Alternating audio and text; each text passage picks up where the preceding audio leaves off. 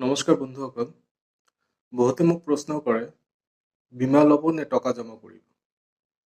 Savings থাকিলে বীমাৰ প্ৰয়োজন কি?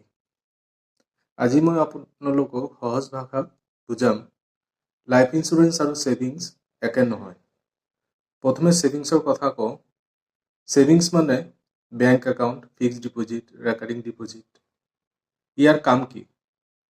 আপোনাৰ টকা জমা ৰখা, ভৱিষ্যতে সৰু সুৰা প্ৰয়োজন পূৰণ কৰা।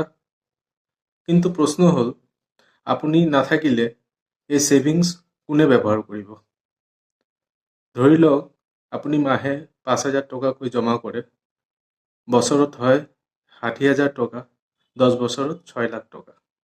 কিন্তু 2 বা 3 বছৰ পিছত আপোনাৰ কিবা এটা হ'ল, 1 লাখ টকা বা 2 লাখ টকাত পৰিয়ালৰ জীৱন চলাব পাৰিবনে? উত্তৰ, নোৱাৰিব। লাইফ ইঞ্চুৰেঞ্চ মানে কি?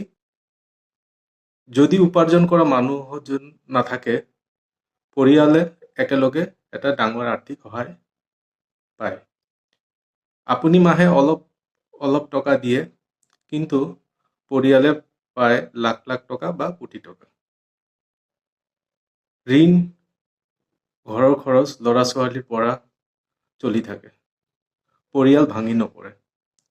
লাইফ ইঞ্চুৰেঞ্চ মানে ইনকাম ৰিপ্লেচমেণ্ট।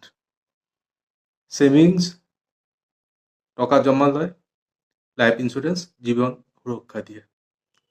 লাইফ ইঞ্চুৰেঞ্চে তৎক্ষণাৎ সুৰক্ষা দিয়ে, ছেভিংছ জীৱন থাকিলে কাম কৰে। লাইফ ইঞ্চুৰেঞ্চ জীৱন নাথাকিলেও কাম কৰে।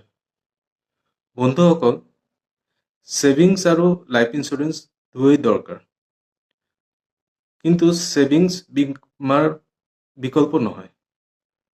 প্ৰথমে সুৰক্ষা, তাৰপিছত জমা। আপোনাৰ পৰিয়ালৰ বাবে ঠিক লাইফ ইঞ্চুৰেঞ্চ কিমান দৰকাৰ জানিবলৈ আজিয়েই মোক হোৱাটছআপ কৰক। মোৰ হোৱাটছআপ নম্বৰ 9435006816। ভিডিঅ'টো ভাল লাগিলে শ্বেয়াৰ কৰক আৰু কমেণ্ট কৰক। ধন্যবাদ।